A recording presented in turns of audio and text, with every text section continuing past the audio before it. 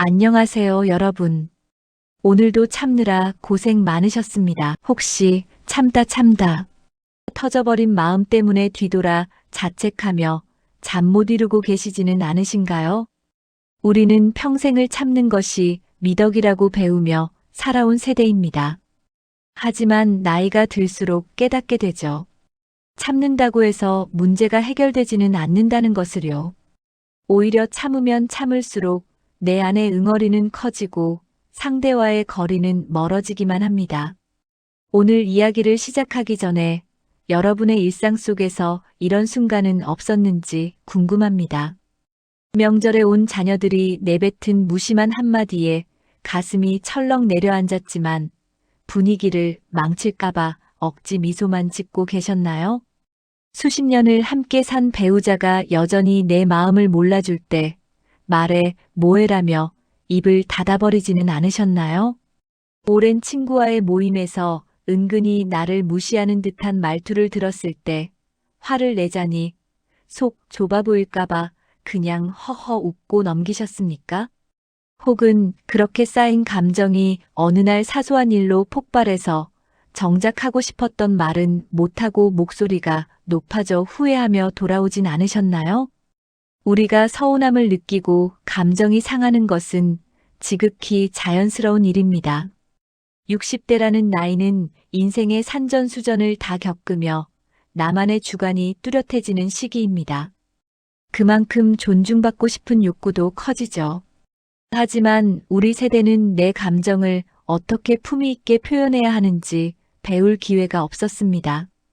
그저 꾹 누르거나 아니면 상대의 가슴에 비수를 꽂는 공격적인 방식으로 표출하곤 했죠. 여기서 중요한 반전이 하나 있습니다.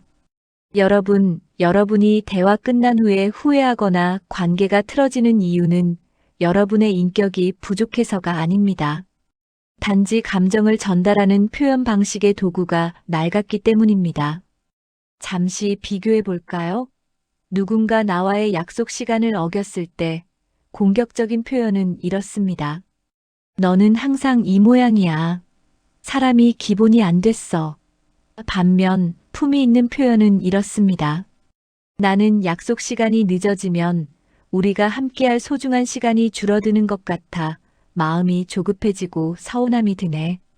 다음엔 10분 전이라도 미리 연락해주면 좋겠어. 어떠신가요? 느껴지는 격의 차이가 확연하죠? 오늘 저는 여러분께 어떤 상황에서도 내 품위를 지키면서 할 말은 다 하는 감정 표현 3단 구조 생활 속에서 잘 활용할 수 있도록 전해드리려 합니다.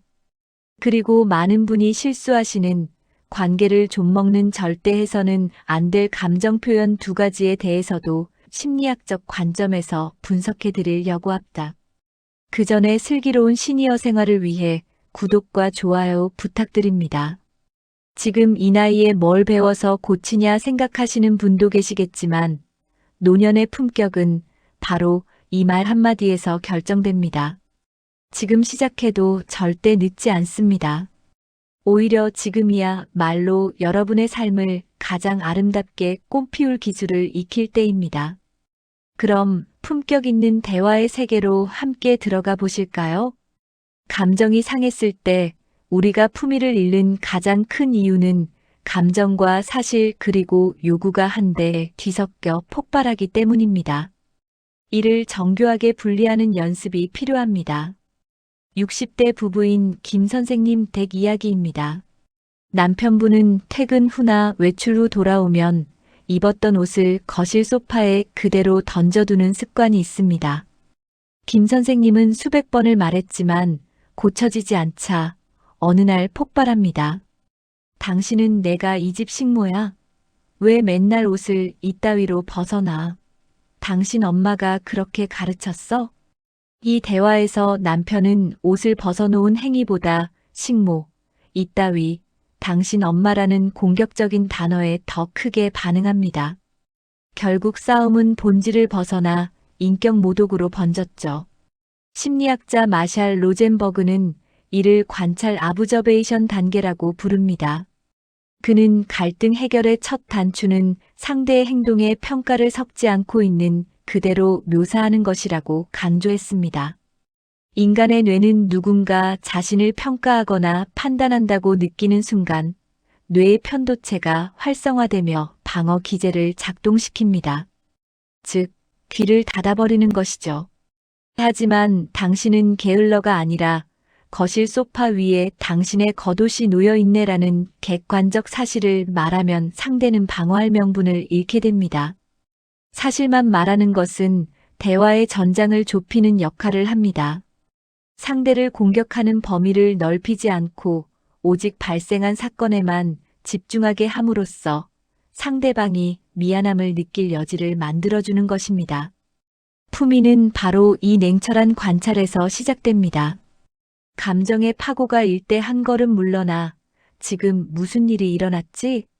를 객관적으로 서술하는 힘, 그것이 지적인 시니어의 첫 번째 조건입니다. 고대 그리스의 철학자 아리스토텔레스는 설득의 3요소 중 가장 먼저 에토스, 즉 화자의 신뢰성을 꼽았습니다. 우리가 사실을 왜곡하거나 과장하여 비난할 때 우리의 에토스는 무너집니다. 아리스토텔레스는 말했습니다.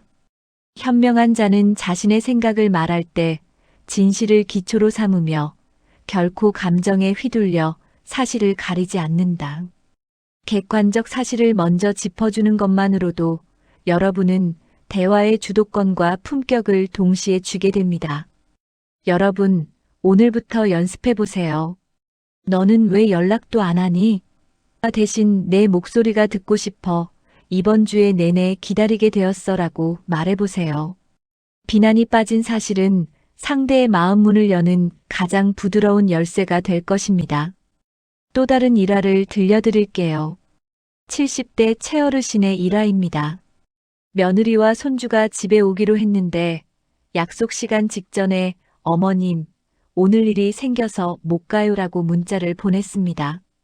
이때 많은 시어머니는 서운함을 숨긴 채 알았다라고 딱딱하게 답하거나 나중에 만나서 너는 참 바쁘기도 하구나라며 뼈있는 말을 던집니다. 정작 내가 너희를 기다리며 음식을 준비했는데 못 보게 되어 참 서운했구나라는 진짜 감정은 숨깁니다. UCLA의 심리학자 매슈 리버먼의 연구에 따르면 자신이 느끼는 감정에 이름을 붙여 말하는 것만으로도 스트레스 호르몬 수치가 급격히 낮아진다고 합니다. 이를 감정 명명 효과라고 합니다.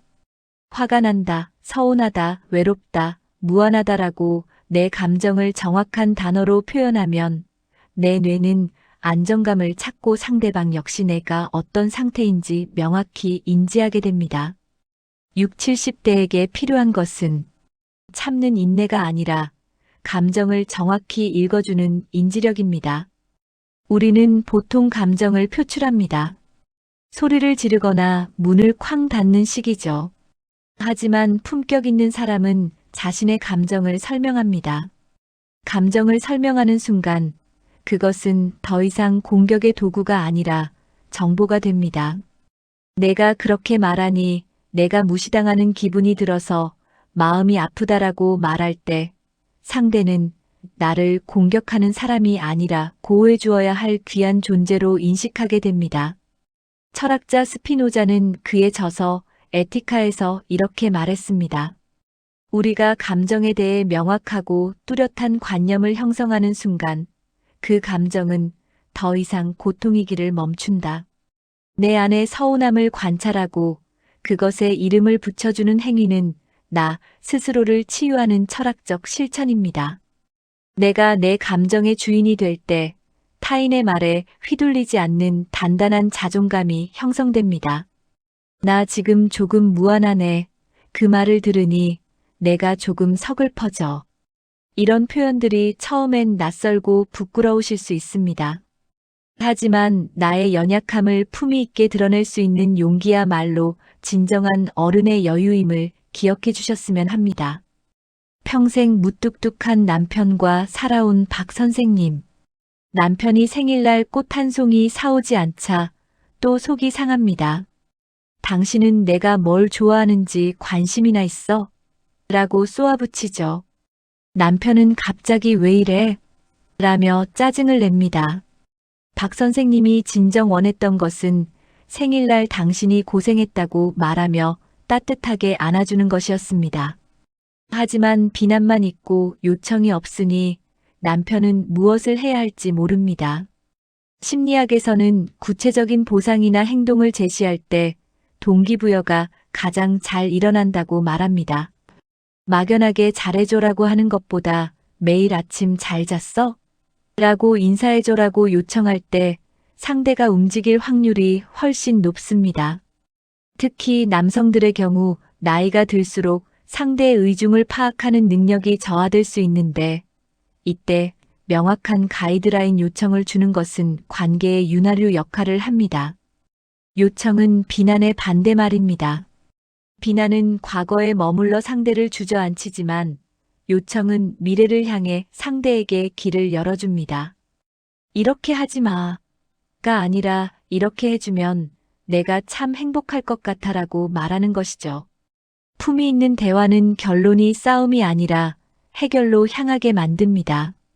내가 원하는 것을 당당하고 정중하게 요구하는 것은 상대방에게 나를 대접하는 방법을 가르쳐주는 교육이기도 합니다. 칸트는 말했습니다. 사람을 수단이 아니라 목적으로 대하라. 상대를 내 화풀이의 수단으로 쓰지 않고 나와 함께 행복을 가꾸어갈 인격체로 대접한다면 우리는 정중하게 요청해야 합니다. 또한 칸트의 정언명령처럼 내가 받고 싶은 대접을 상대에게 먼저 청하는 자세는 도덕적이고 지적인 인간의 완성이라 할 수 있습니다. 여러분, 요청하는 것은 구걸하는 것이 아닙니다. 오히려 상대방에게 나를 기쁘게 해줄 기회를 주는 자비로운 행위입니다. 구체적으로 정중하게 그리고 다정하게 여러분의 필요를 말씀하세요. 그것이 관계를 살리는 가장 강력한 주문입니다.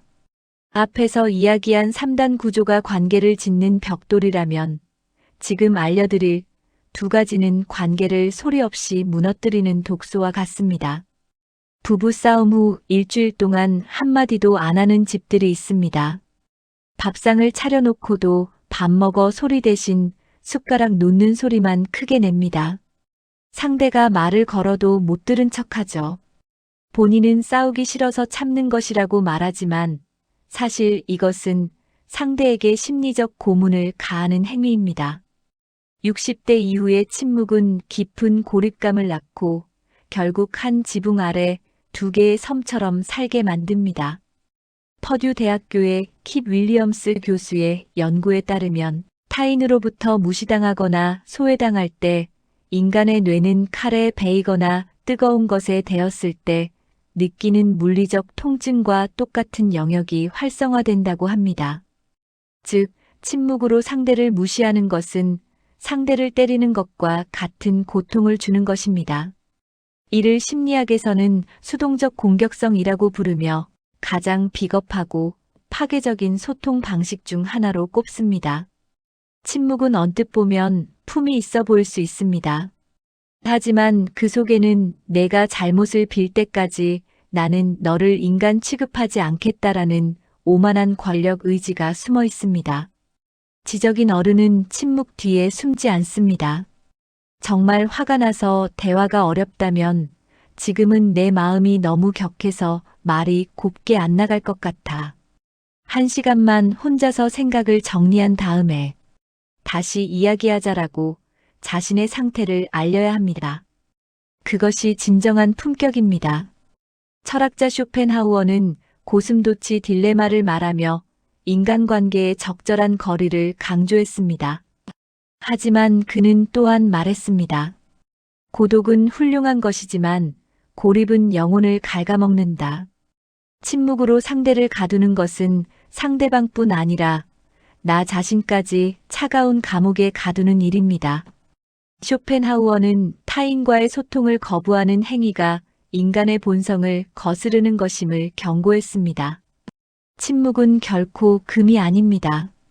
차라리 나 지금 너무 서운해서 말하기 싫어라고 말하는 것이 훨씬 건강합니다. 마음의 문을 닫지 마세요. 그 문을 닫는 순간 여러분의 세계는 좁아지고 품격은 사라집니다. 또 한 예를 살펴보면 당신은 원래 그래. 그때 30년 전 시댁일 때도 그러더니 오늘도 이러네. 너는 항상 내 생각만 하더라. 지금 당장 일어난 서운한 일에 집중하지 못하고 과거의 온갖 보따리를 다 풀어헤치는 대화 방식입니다. 자녀나 배우자에게 이런 말을 들으면 상대는 숨이 막힙니다. 나는 평생 변하지 않는 나쁜 사람인가? 라는 절망감에 빠지게 되죠. 인지치료의 창시자 아론 백은 지나친 일반화를 정신 건강을 해치는 대표적인 인지 왜곡으로 꼽았습니다. 한두 번의 사건을 가지고 항상 절대라는 단어를 사용하는 것은 뇌가 게을러서 생기는 현상입니다. 복잡한 상황을 단순한 비난으로 치부해버리는 것이죠.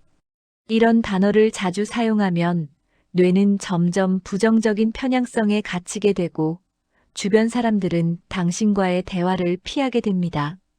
이런 상황에서 과거를 소환하는 이유는 현재의 갈등에서 이기기 위한 무기가 필요하기 때문입니다.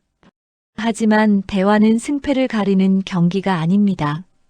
과거의 상처를 끌어오는 순간 현재의 문제는 해결 불가능한 영역으로 넘어갑니다. 품이 있는 어른은 지금 여기에 집중합니다.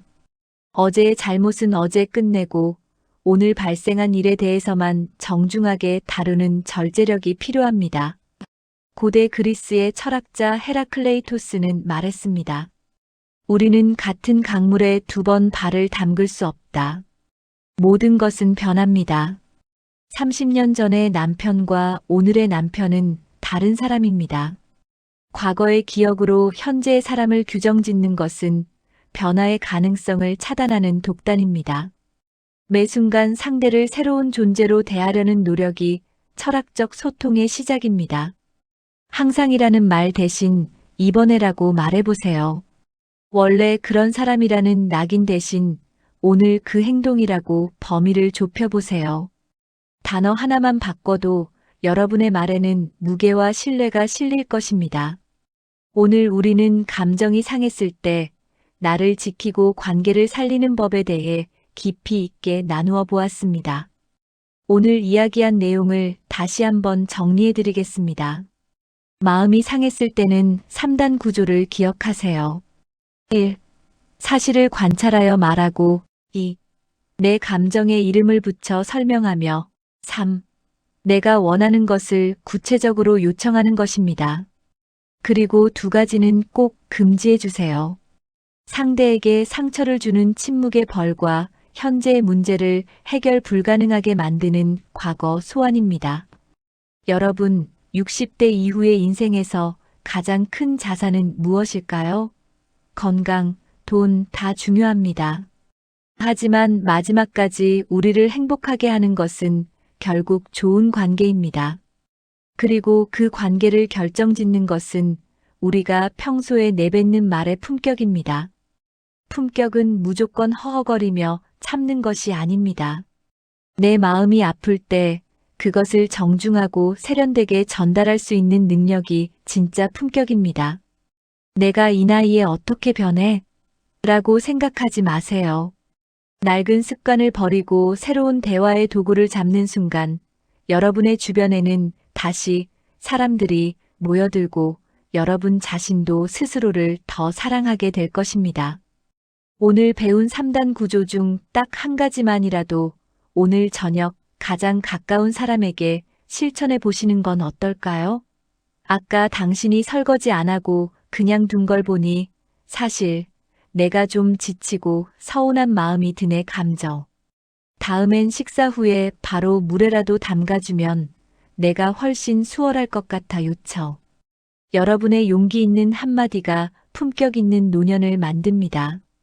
긴 시간 슬기로운과 함께 해주셔서 감사합니다. 슬기로운은 여러분의 평안하고 우아한 삶을 언제나 응원합니다. 마지막으로 구독과 좋아요 눌러주시고 슬기로운의 새로운 이야기를 빠르게 받아보시길 바랍니다.